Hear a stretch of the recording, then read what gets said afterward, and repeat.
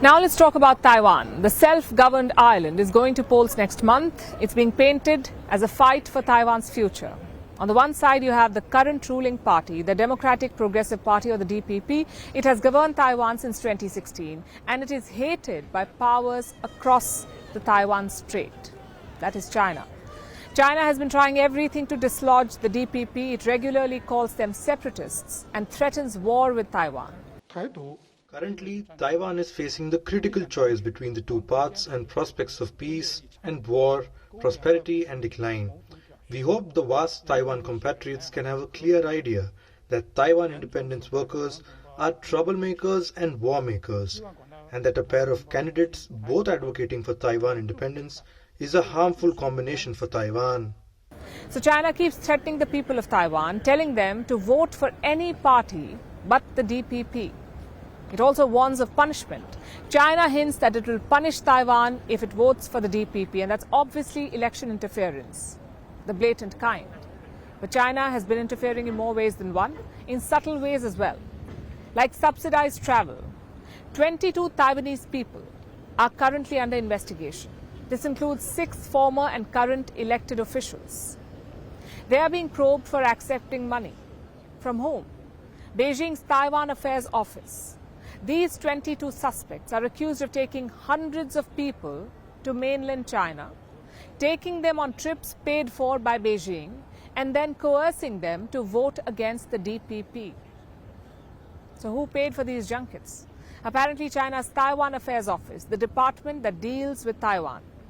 It took the visitors out about town with an escort of Chinese officials. Basically, Beijing is accused of bribing Taiwanese voters, rolling out the red carpet to influence them. And what were these Chinese officials in the junket doing? Not just handling logistics and giving moral support.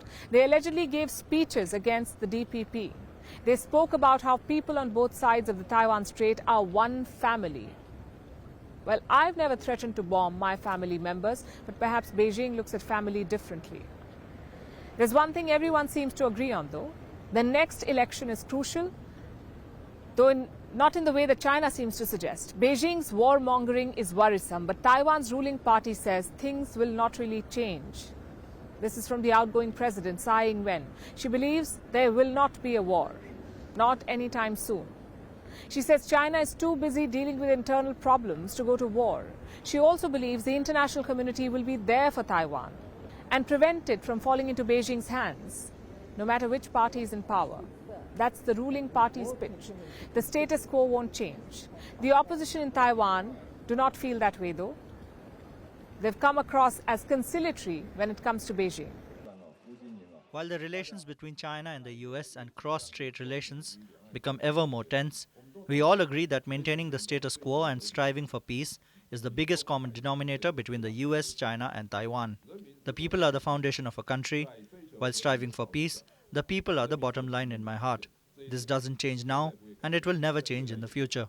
We will definitely win back the Republic of China so that the people of Taiwan can be at ease and healthy. You can see why China wants them in power instead of the current government. Will the people of Taiwan abide by Beijing's wishes? We'll find out next month.